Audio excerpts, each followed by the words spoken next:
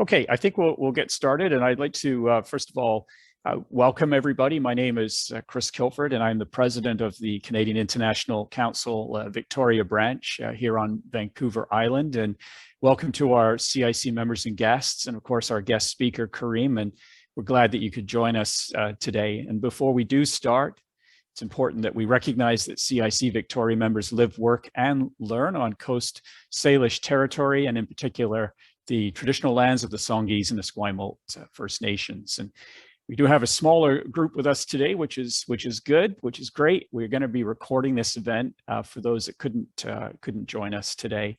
And if you're not familiar with the Canadian International Council, we are an independent, membership-driven organization with an express mandate to engage Canadians on topical issues, international affairs, and whatnot. And of course, we have 19 branches now across the country and 1,400 members.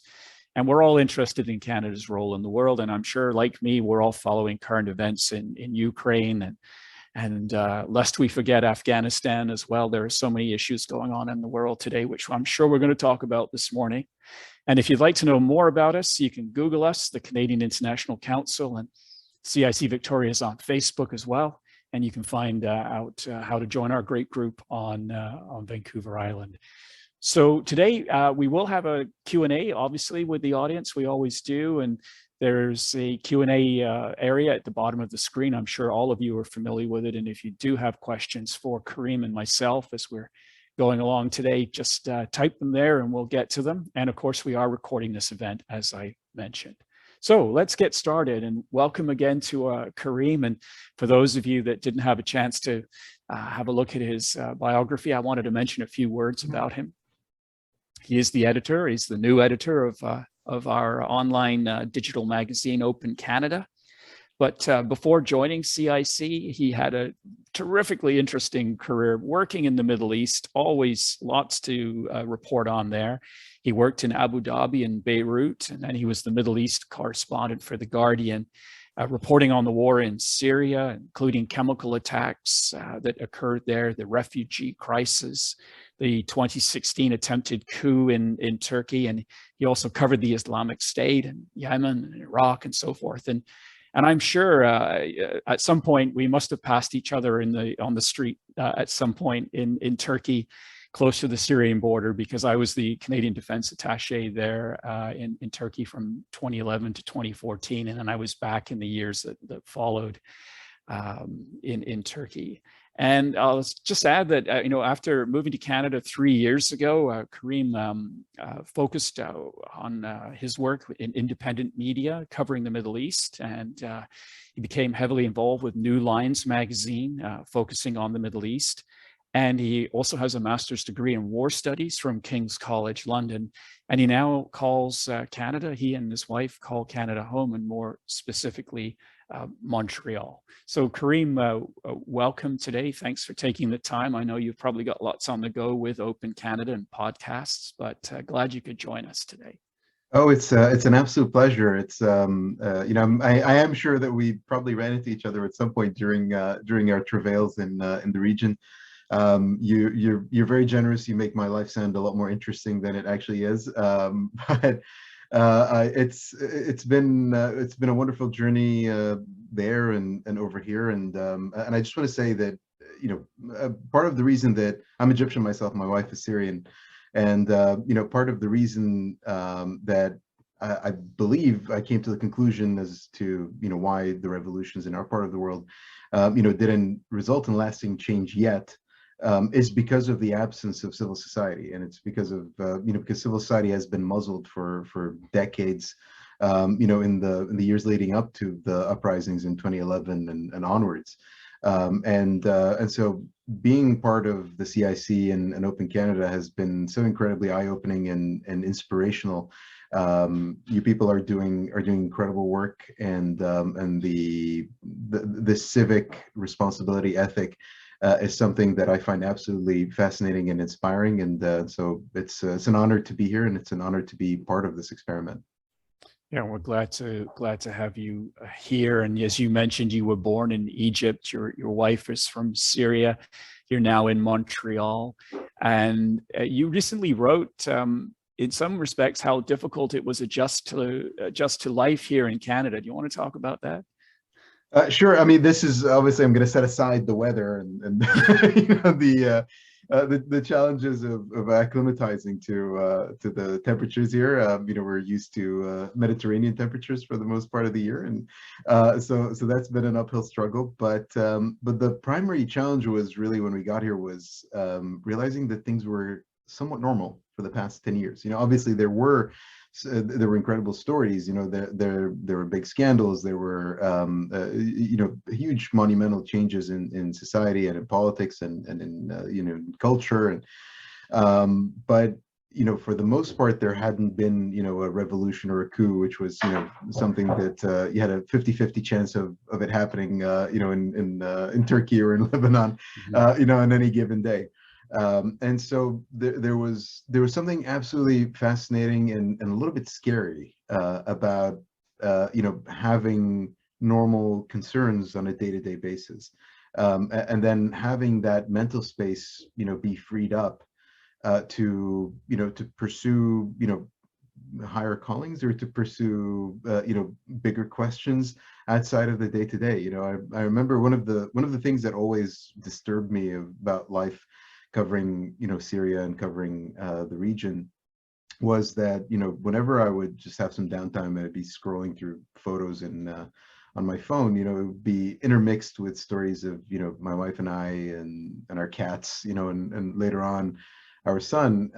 You know, I'd run across like photos that had been sent to me by an activist of a bombed out hospital, you know, or a family that had fallen victim to, you know, to an aerial assault or a barrel bomb or something like that. And it really intruded into, you know, your everyday thoughts and your everyday experiences, and it changes you a lot, and it marks you in a lot of ways. And I'm, you know, in ways that you can't really tell when you're in the middle of it. People would ask me, how do you deal with those sorts of things? I would say, you know, Jack Daniels and cigarettes, and that's how you'd you know, kind of cope with it in you know, in the moment, right? And then you have time now to figure things out and to reflect on it, which is quite disturbing. Yeah, it's funny you mentioned cigarettes, because at one point when I was on the Syrian border on the Turkish side, I was in touch with some of the Syrian opposition members by cell phone, and the man on the other end of the line said, "Don't send us ammunition, we need cigarettes, because we've got plenty of ammunition, but we need cigarettes." And I think it's a, you know, it's a coping mechanism during, of course, the awful times. And you know, I have students at the Royal Military College, and we've been looking at the Suez Crisis, you know, 1956, and it just goes on from there. Endless coups and wars, and I remember preparing to go to Turkey, and it was 2011 and the start of the Arab Spring, and you were right involved right from the beginning. You know, we've got the Mubarak, Morsi, al-Sisi transition. We've got the fall of Libya and the attempted fall of Syria. Where exactly were you on the ground when the Arab Spring began, and how did you end up? I think it was in Istanbul with the Guardian. Can you trace that for us? Yeah, so initially when 2011 started, I was a correspondent in the Emirates, in the UAE. I was reporting for a local English language daily called The National, and I had just started covering politics and sort of Gulf defense policy and foreign policy and relations with Iran and things like that. I started doing that in the summer of 2010. And it was a really interesting time, because, you know, as an English language paper in a country that is, you know, an authoritarian system, you're afforded certain freedoms and abilities to like push the line a little bit more than you would in, you know, in an Arabic language newspaper. I'm not sure why. I think it's because they understand that people abroad, you know, are more likely to read it, and so they, you know, want to give the impression of being more open than they are, and more welcoming of criticism. And maybe it's because they just assumed nobody local was reading it. You know, so there's also that. but so I was, I had actually been able to push the line a lot on stories related to democratic freedoms. I was covering a lot of Gulf countries have parliaments, but they're really advisory bodies. They're not really bodies that actually make decisions. They can make recommendations, they can debate a lot of key issues that are facing society and that a lot of locals are thinking about. But they don't influence decision making in the same way that they would in a parliamentary democracy. And so I was reporting on them, and they provided an incredible bank of stories about empowering women, granting the right to vote to a lot more people than were allowed to vote at the time. Reforms related to political issues, debates about foreign policy. There were so many interesting stories out of there. And then the Arab Spring happened, and that completely ended. So initially, we were reporting on the fallout, from Tunisia and from Egypt, and trying to cover sort of local reactions to those stories, as much as possible. I considered going back to Egypt. I was actually invited to do so by the newspaper. But due to a very long story about a compulsory army service and conscription in Egypt, I wasn't able to go back at the time. So I continued to report on sort of the calls for democratic reform in the UAE and the Gulf countries, until it became untenable to do so, because I was getting a story killed every week by management because they're worried that our newspaper was going to get shut down or I was going to get arrested. And so I decided to leave. I went for a couple of years to The Hague, actually, to work for the Special Tribunal for Lebanon. And that court was tasked with investigating a series of political assassinations that had happened in Lebanon, in Beirut, targeting anti-Syrian regime politicians in the country, and anti-Hezbollah politicians in the country.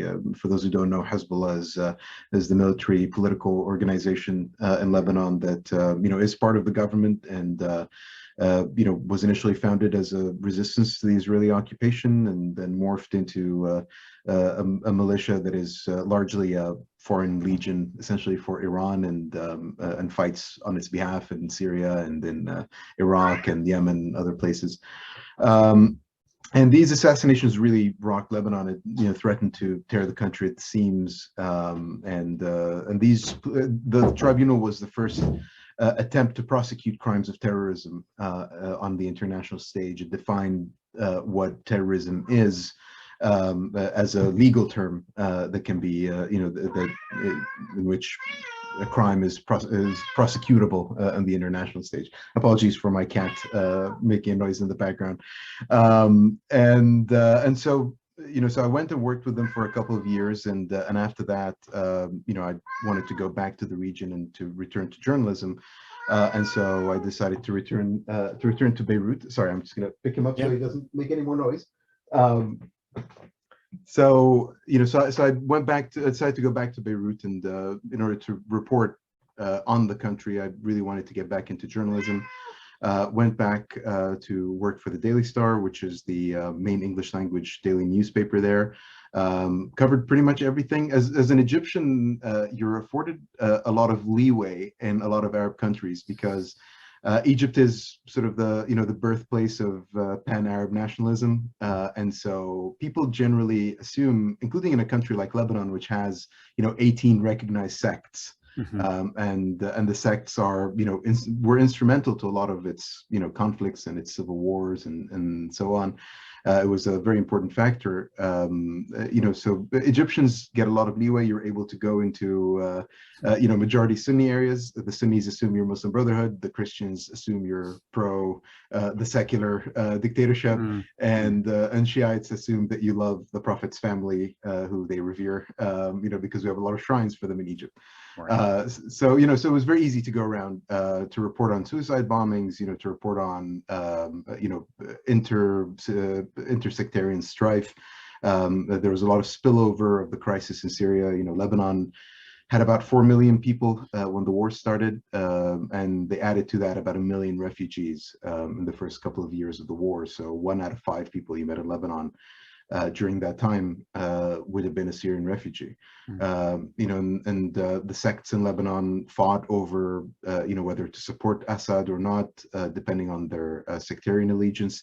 And so there were suicide bombings targeting particularly Shiite areas in the city and Beirut and the rest of the country. It was also, the massive refugee crisis, and there was fighting between, Lebanese Alawites and Lebanese Sunnis, over a lot of these issues. So, that was basically what I was reporting on for about a year and a half in Lebanon, as well as, Hezbollah fighters who were leaving to go fight in Syria, the ISIS presence in Lebanon and things like that. The work was noticed by other international journalists. Lebanon was kind of a hub for journalists who were covering Syria because, to go into Syria, you needed to either be smuggled in, which was dangerous, or you had to go on a government-issued visa, which was, of limited utility because they usually sent a minder from the Ministry of Information to go along with you on all your reporting trips. So, a lot of them took Lebanon as the base because that was where they could apply for the visas. And also Lebanon, afforded a more liberal lifestyle that kind of, was similar in a lot of ways to what people were used to back home. So the work there was noticed by some of those international journalists, and was recruited by The Guardian to be, Middle East correspondent for them in early 2015. My last story for the local paper, Daily Star, was about a double suicide bombing. And then I moved on to The Guardian, where I started reporting on Syria in more depth. As well as Lebanon and the rest of the region. Most newspapers don't have the resources to have that many foreign correspondents across the entire region. So I ended up covering Yemen, Iraq, North Africa to a great extent, and then Turkey as well whenever there were any crises. And I went to report on the coup attempt in Turkey in 2016, while I was based in Beirut, which is also where I met my wife. And then, then after that, after spending a bit more time in Turkey, the newspaper asked me to cover Turkey full time in addition to the rest of the region, which is why I moved to Istanbul in late 2016 and stayed there until moved to Canada in late 2018. Well, there's plenty of stories to cover in Turkey, and I remember when I first got there. I think I was in the Kilis refugee camp on the Syrian border, and the war in Syria had started, and it was beginning to build up. And we were in this refugee camp with the Turkish Ministry of Foreign Affairs. And at the time, they had space for 30,000 Syrian refugees, and there were a few thousand in the camp. And I remember, and I reported on this myself, the ministry saying, well, we have space for 30,000 people, but we don't think the camp will ever reach capacity. And we pressed them on it. We say, well, and they said, well, look, we could handle 100,000. That's what we're, worst case. And of course, here we are today. With close to 4 million on any given day Syrian refugees in Turkey. I mean, it took everybody by surprise. And of course, we saw what happened in Europe as well. At the same time, though, Turkish military was under a lot of pressure. There were those trials going on of military officers. And this is all before the attempted coup in 2016. And then you were also, I wanted to ask you, because you had covered the chemical attack, the Khan Shaykhun attack in 2017. And I was wondering, how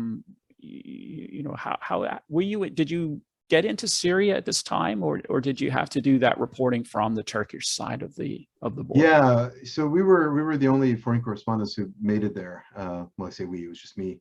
But yeah, I did go to Syria for that attack. I had just come back from a visit to Egypt, which I hadn't been to in several years, and I came back, and I believe the attack happened on a Tuesday morning, which was my second day back at work. We were in Istanbul, and in the morning, we obviously. So what a lot of people don't know is obviously that a lot of their coverage of Syria, because you can't really be there all the time, happens from abroad.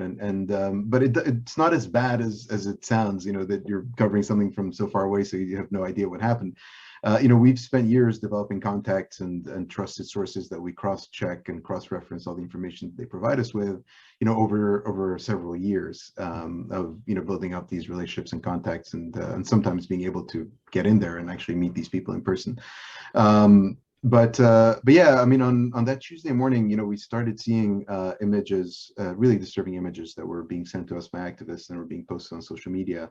Of people who were suffering from, the same markers of toxic gas attacks that had happened before in 2013, especially, which was, the 2013, about 1,200 people died in a series of chemical attacks that were carried out by the Syrian government, it had nearly prompted an American intervention in the war, because chemical attacks was the red line that Barack Obama had,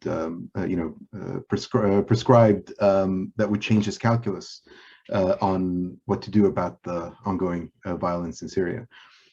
And there was plenty of documented evidence of that particular attack, and we were seeing the same kinds of symptoms.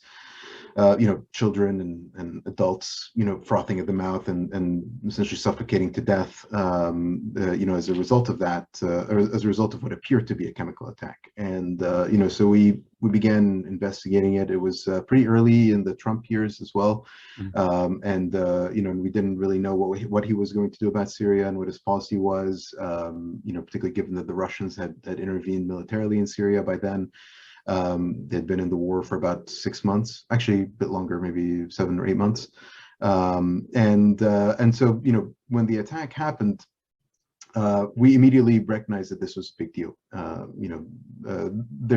We've decided as an international community that chemical attacks cross an undefined line in the sand, because of their cruelty and barbarity. And, Syrians have been dying up until that point through myriads of different methods, whether it's, the most famous method is this thing called barrel bombs, which were barrels filled with TNT and shrapnel, and they were literally thrown off the backs of helicopters behind, on civilian areas, because they were so inaccurate that the Syrian government didn't want to drop them on the front lines because it might hit its own troops. So they were, throwing it like on civilian neighborhoods, and hundreds of thousands of people had died in the war up until that point. But chemical attacks were seen as a particularly grave violation of decency and of international customs. And so we knew that this was a big deal. The regime was already denying that anything of the sort had happened, as it usually did. The Russians had an entirely different story, which, where they said that essentially a chemical weapons factory had been bombed, and that seeped out and killed a bunch of people in the surrounding neighborhoods. What was clear is that 80 people had died by that point due to exposure to toxic gas, and so we needed to get to the bottom of what happened. We started kind of talking to our contacts, gathering evidence, and it was pretty clear from that there had been a chemical attack, but it was going to be really difficult in the midst of the disinformation that goes on in social media, that to be able to prove anything. So at the same time, one of the militias that controls, alongside Al-Qaeda, controls the road to that town, said that they would offer safe passage to any journalists who were willing to go to the scene of the attack to report on it. Which was an unprecedented thing. Most journalists hadn't gone into that area for a while, because in the previous year there were the well-publicized televised beheadings and killings of journalists that had been captured by ISIS. It was in a different part of the country, but people were very nervous about the possibility of getting kidnapped and suffering the same fate. Rightly so. And also Al-Qaeda had a very strong presence in the area, or the militia that was affiliated with Al-Qaeda.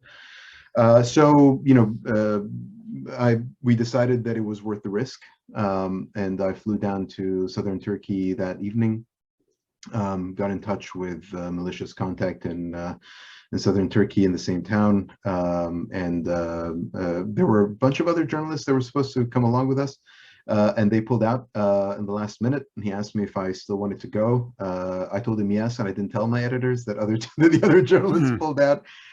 Because I was honestly pretty confident that we could pull it off. Like I didn't really worry about it too much.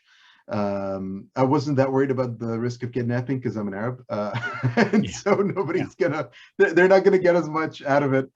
You know, the French and other European governments, they negotiated with ISIS to release some of their captives. You know, which is why some of their journalists who were detained by ISIS did survive in the end, while the American and British ones didn't, because they have a long-standing policy of not negotiating with terrorist groups. You know, we were joking on the way to the town with the militia. One of them said, you know, oh, we should just kidnap you and ransom you, and that'll be a lot more profitable than taking you to the scene. And I said, you know, I'm Egyptian, nobody's going to pay you anything for me. So, you know, so we ended up, you know, we all shared the laugh, but you know, it does allude to a broader point about, you know, the value of life and how it's calculated, you know, when it comes to these conflicts. Anyway, we made it to the town the next morning, and you know, and I went there. I visited the site of the attack itself. The missile site had clearly landed in the middle of the street. You know, it hadn't landed. There were no chemical weapons factories. There was a couple of grain silos that I went in to investigate. You know, I went and spoke to people who, you know, one man who had his entire family had died in the attack. His two baby children and his wife had all suffocated to death in the attack. His image had gone viral the previous day, and supposedly, you know, Trump talked about, you know, he gave an interview in which he called Bashar al-Assad an animal, and it was after supposedly Ivanka Trump had shown him photographs of the victims, I believe including this one, where the photograph was of the father burying his two kids, and I went and visited their gravesite, and it was, you know, it was quite chilling to see so many freshly dug graves for the victims of the attack. I went and visited the hospital that had been bombed supposedly by the Russians in the immediate aftermath, and it was a hospital that was receiving victims of the chemical attack. Yeah, and sort of went around the town, and it had turned into a ghost town because, you know, the chemical attack had achieved its aim, which was to scare people to death, and they fled. You know, and we wrote our piece from there, and then crossed back across the border into Turkey again.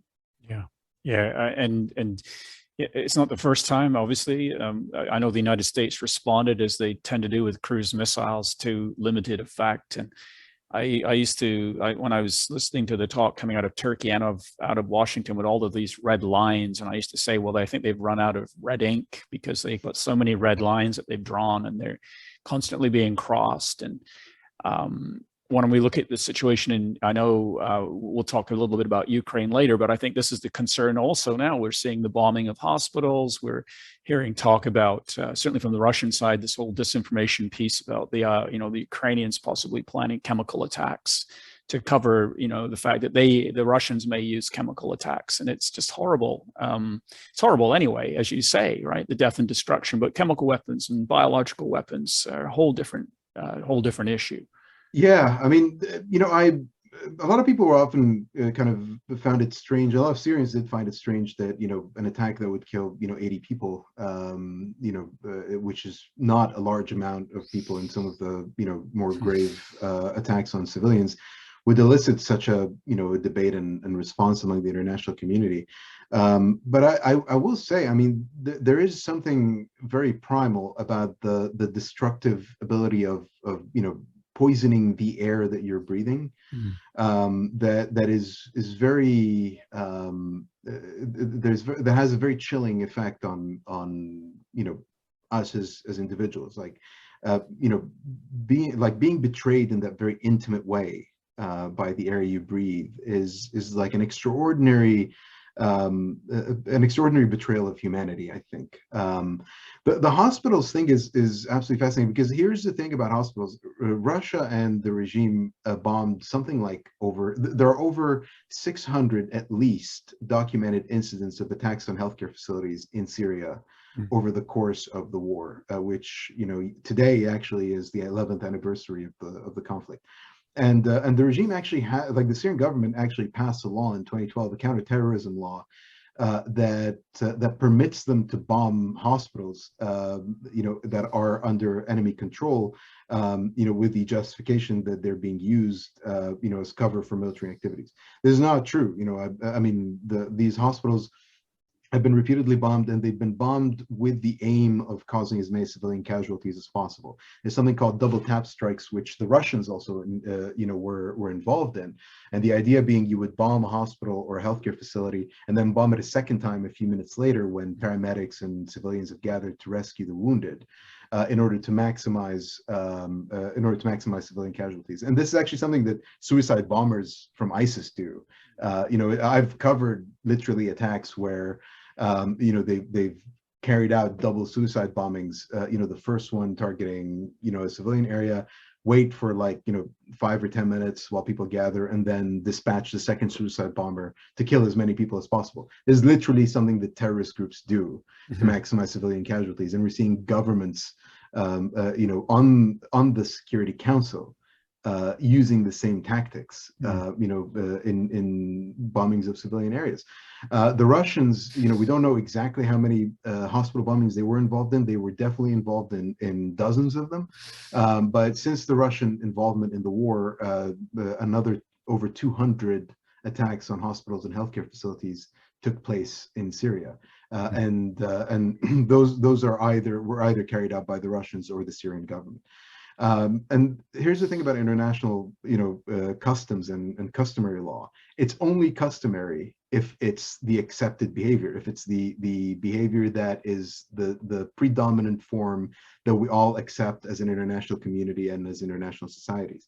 And if the customary behavior becomes bombing hospitals, which if you bombed hospitals 600 times, that's a pretty systematic, approach or behavior that potentially rises to the level of crimes against humanity, even more than the individual attacks may be war crimes, but the systematic nature of the attacks makes them crimes against humanity. And so if those 600 attacks go unpunished, and they have, then that becomes a new custom.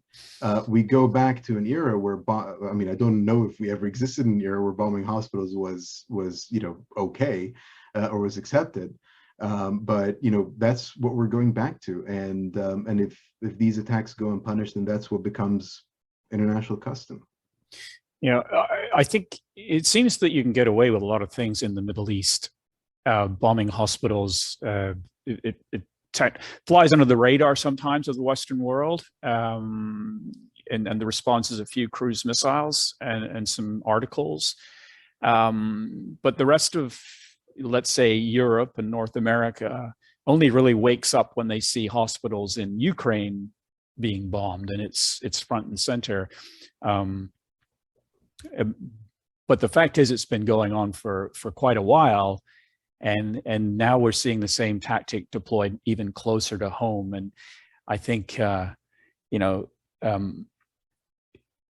the countries, as you say, on the Security Council who do this sort of thing as a normal practice, how do they get away with it? And I think we're actually seeing a response that was unthinkable out of the West before this conflict, when it comes to Russia. So we'll see how that develops. Maybe we can come back to that. I wanted to talk to you a little bit about Turkey, because you were there during the attempted coup in 2016, and I was back here doing coverage of it on CTV and trying to explain what was happening and so forth. But it was a coup that, number one, it shook Turkey to the core, but it also came along with a lot of baggage, where sides were saying, well, it was a fake coup put on by the government so they could crack down on the opposition. You had the Gulen movement involved. The government blames Fethullah Gulen, and the Islamic preacher who lives in the United States, for his followers being behind the coup. And there's still arrests occurring even today of Fethullah Gulen members in Turkey who are caught up. And the a product of all of this, of course, is that there were lots of people fleeing Turkey to escape the aftermath, the oppression that occurred. And here in Canada, we've given political asylum to 7,000, almost 7,000 Turks since 2016. Of course, they're a NATO ally, so that's quite an interesting area all by itself. But when you sit back, when you were there, you saw what happened.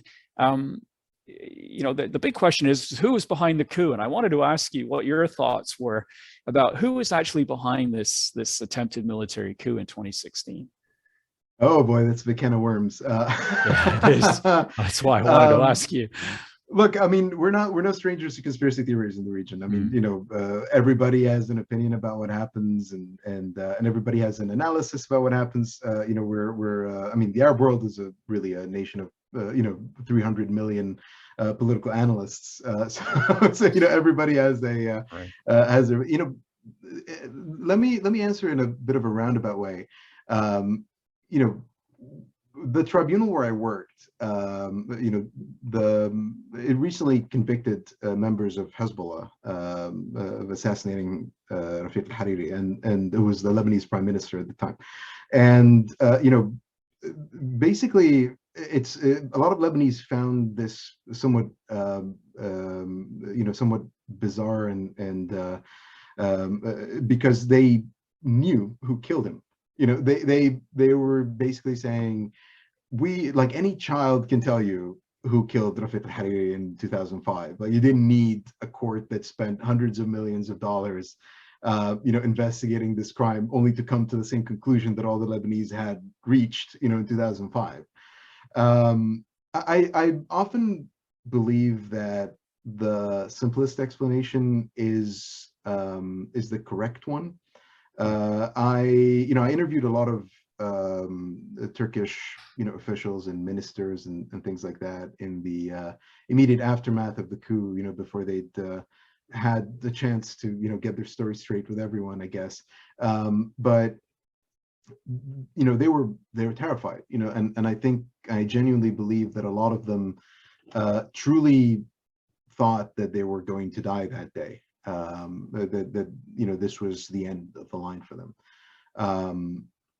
And there were incidents that were quite difficult to verify, because it depends on who you talk to and who you got the information from. But I do know that Turkish intelligence was spying on a lot of these suspected Gulenists, from 2013 onwards, but especially from 2015 onwards, when they were able to hack into some of the encrypted messaging apps that they had developed, specifically to communicate, and they had a lot of logs, of these chat groups that ended in early 2016, when they figured out that the government was actually able to spy on them. I do believe that the Gulenists carried out the coup. Now, I think the more interesting question is whether the coup was allowed to happen because they knew it was going to fail. It was a very incompetent coup. They attempted to take over. It was very old-fashioned in that they attempted to take over, media enterprises and things like that, when people were kind of mostly exchanging information and news on social media, and didn't account for that. They also carried out the coup at 9 p.m., which is really at 9 p.m. on a Friday, which is a really inconvenient time to attempt a coup, because people are out in the streets and there are traffic jams, so it's harder for tanks to kind of take positions and things like that, even if they control some of the key entry points into the city. So in a lot of ways, it was an incompetent coup, but there are some indications and some kind of time gaps that may indicate that they knew that the coup was coming, but didn't really attempt to stop it. And perhaps with the aim of kind of crushing the Gulen movement once and for all, because as they had major differences with them, and believed that they had betrayed them. In the years and months leading up to the attempted coup, the Gulenists were trying to prosecute people close to the government. They had this big corruption investigation that took place in 2013, which appears to have also been legitimate. It appears to have had some legitimate issues there. But Erdogan, the Turkish president, felt betrayed by them, and they might have been an interesting moment there when it looked like a coup might happen and they didn't do anything to stop it. But I can't back that up with full details. It's a hunch based on missing information more than information that that does exist. Yeah, that's right. So yeah. Well, we agree on the Gulen movement being behind it, that's for sure. I wrote an 8,000 word analysis after the fact for the Canadian Defence Association Institute and got published and all that, where I looked into the inner workings of that. And it's something I continue to follow. But it shook the country to the core. They have elections coming up next year. But I wanted to jump onto something else because I've got my eye on the clock, and people out there do have questions for Kareem. Please use the Q&A area. But you went on to found you founded New Lines magazine, and I know the focus was on the Middle East. And to prepare for our chat today, I was looking at the coverage, and of course the coverage is all on Ukraine. And I know New Lines is the Middle East and more. I was digging around saying, is there anything on the Middle East? It's all on Ukraine. Of course, it's understandable. But you were there, and then of course you've moved to Open Canada, and you're bringing all of this experience to Open Canada. And one of the things I have noticed is that we were a monthly magazine, and you've now gone to weekly stories and podcasts as well. And can you talk? I wanted to talk a little bit about what you see for Open Canada and the vision for it, and of course, it all ties into CIC.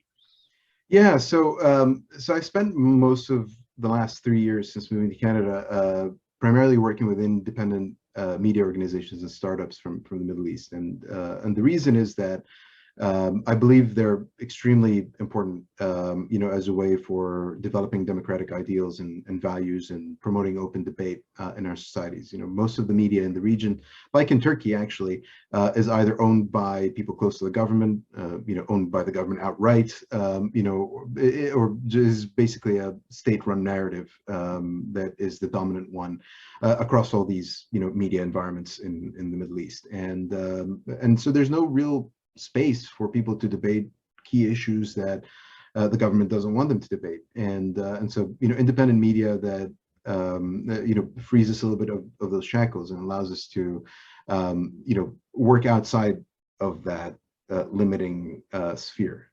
It's still risky because you have reporters and all over those parts of the world, and so you got to make sure that they're careful, that you take care of them, that you protect them, and all of that.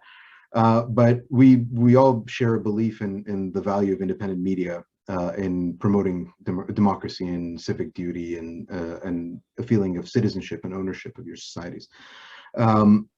And so my first big experiment with that was an Arabic satirical website called Al Hudud, which is sort of our take on The Onion, but for the Middle East, and it uses the same kind of deadpan approach to satire, and gets alternatively blocked in a lot of Arab countries, but enjoys a huge following because the reason is that governments are threatened by the fact that people stop taking them seriously.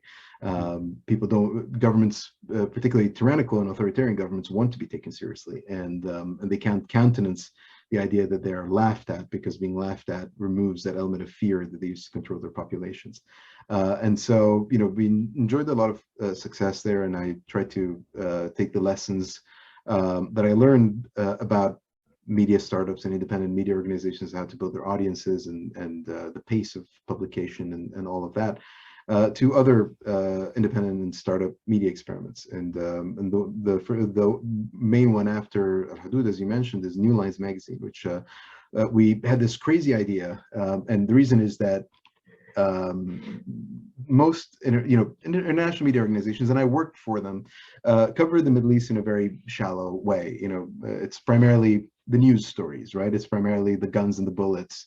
There is no rich tapestry of culture and history and literature and art and music, behind the guns and the bullets, which are the key geostrategic interest stories that people are looking for.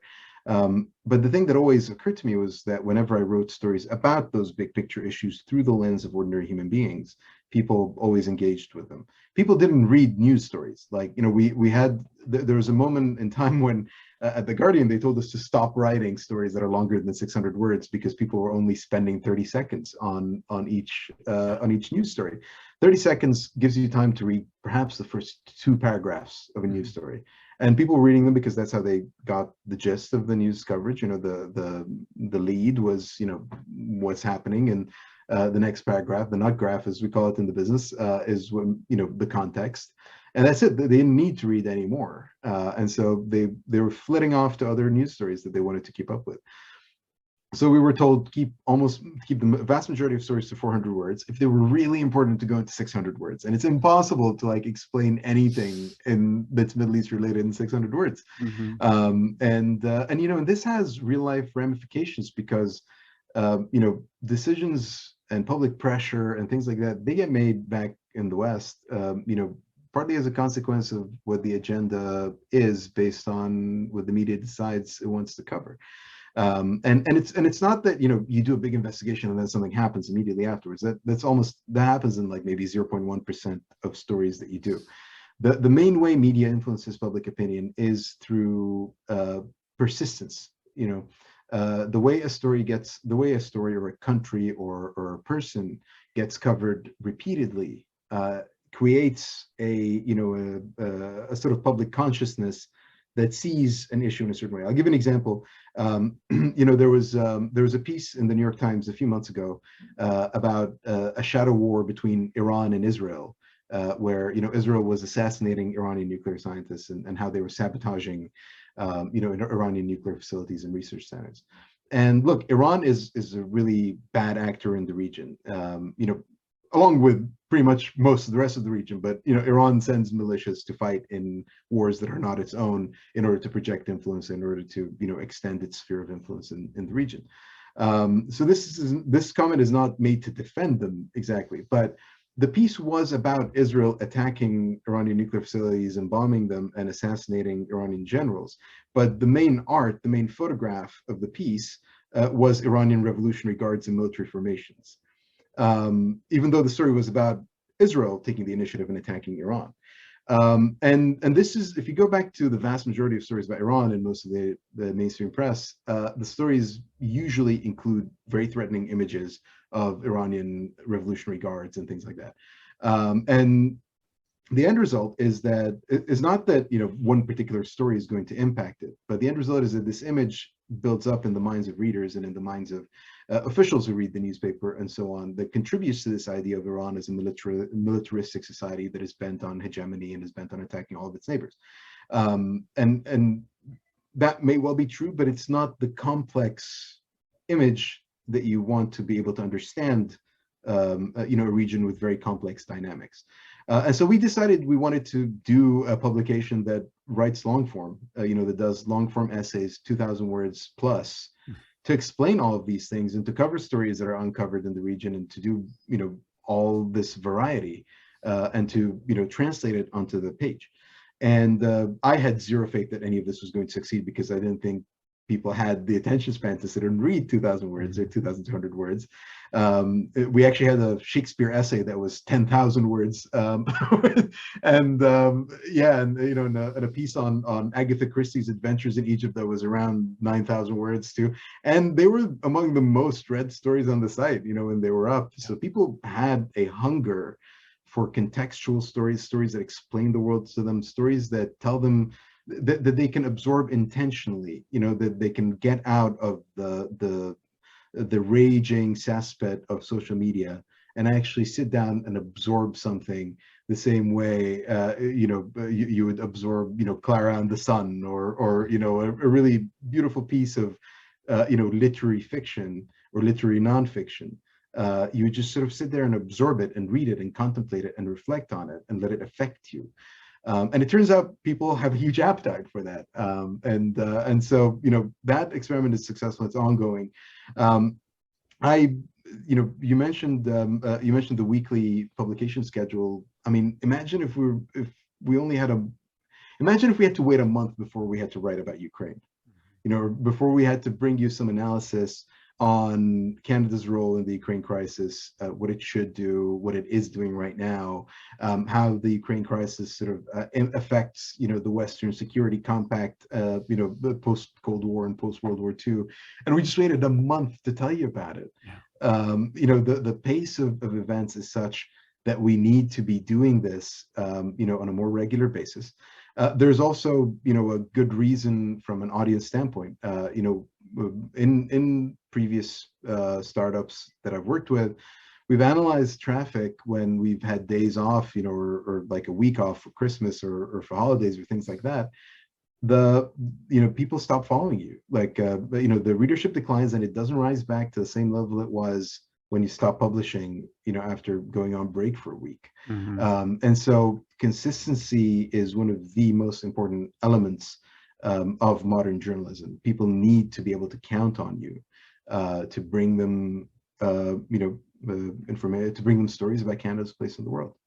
I think, though, when you say to count on you, and really it is counting on you, because you're a staff of one. And you're collecting articles. I know you have some help getting them up on the website, but I think for those folks listening today, and who will watch the recording later on, it's a shoestring organization at this point, anyway, that you're looking after. I guess your hope would be that it's something that you can build on and increase the staff around you, but in order to do that, you need to have funding coming in and so forth. Have you thought about how to monetize what you're doing through advertising or other means in order to build up? When I look at, for example, New Lines magazine, it seems like it's quite a robust organization. And is that your vision, to go that way? So New Lines is funded primarily by a private owner, who's an American Iraqi businessman, has been in the States for decades, and has multitudes of different interests, including a think tank. And the magazine is attached to a think tank. So in many ways, that model is very similar. Between obviously a think tank is different than a civil society organization, but in terms of having an institutional backing in that way, it's a similar model. The challenge for those who don't know about a lot of independent startups is that they can't rely on readership funding as much as media outlets with a long established subscription offering like the Times or the Post or even the Toronto Star or the Globe and Mail, etc.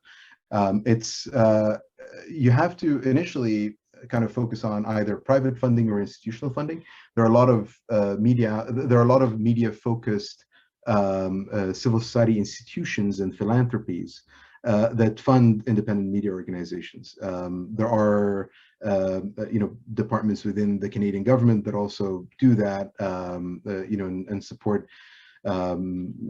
various media initiatives. You have to kind of write all these proposals for them, but it's often project based as opposed to salary based. So you have to say, okay, well, we're going to spend all this money on a podcast series, and they'll say, okay, you can spend this money on the podcast series, and you have to show them later on that you spent the money on the podcast series.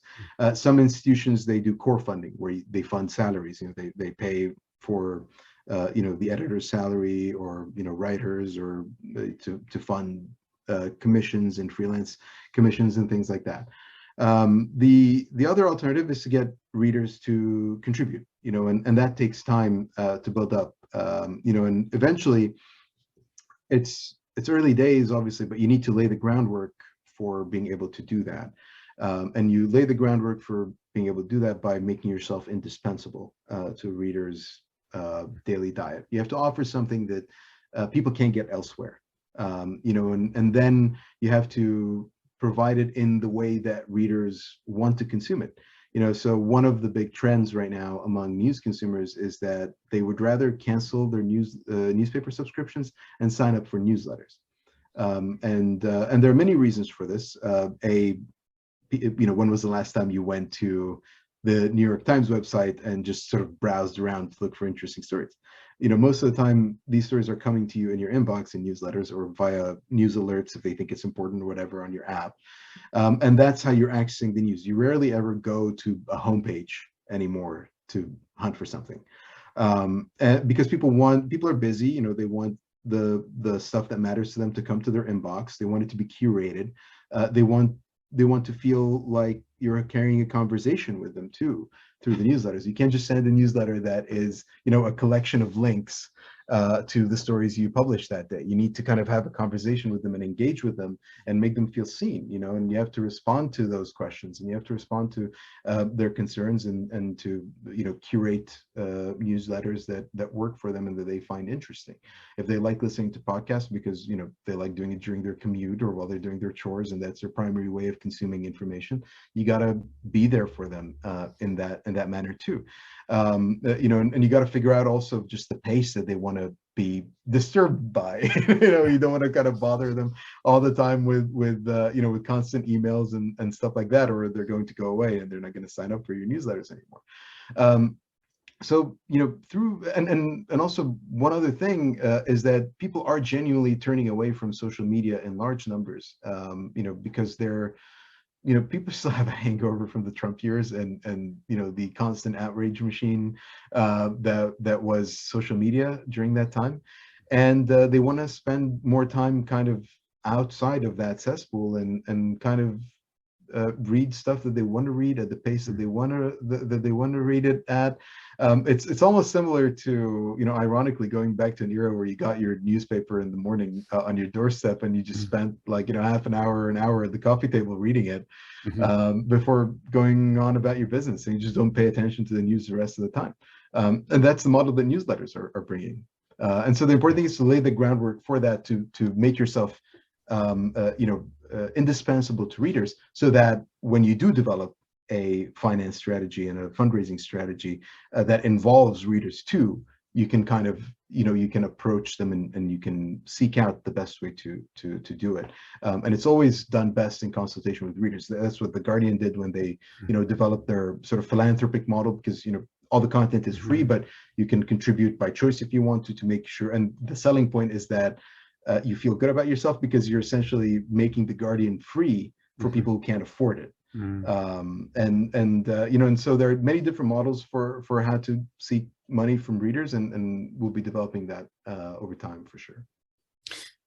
That's perfect. So you said you're going back in time to get the newspaper delivered to your front door. Well, that still happens in this household. The newspaper shows up still. I respect that. I'm a print newspaper man at heart, and the newsroom is one of the most thrilling experiences you'll ever go through. Well, I see our hour is up, and we didn't even touch on Ukraine or anything like that. But I have to say, some of the stories that I have been reading in Open Canada, the Arab comedy troupe, how it helped that person survive in Montreal, and you've got Chris Alexander on confronting Russia, and the podcast from a couple of weeks ago with Jeremy Kinsman, who we had here for a big lunch last week on Ukraine. It's really terrific to see these articles that are coming out in Open Canada, and you're carrying on, I think, a very strong tradition that Open Canada has developed over a long period of time. Articles that go way back that are still referenced today because of the quality, the content that they bring to a particular issue.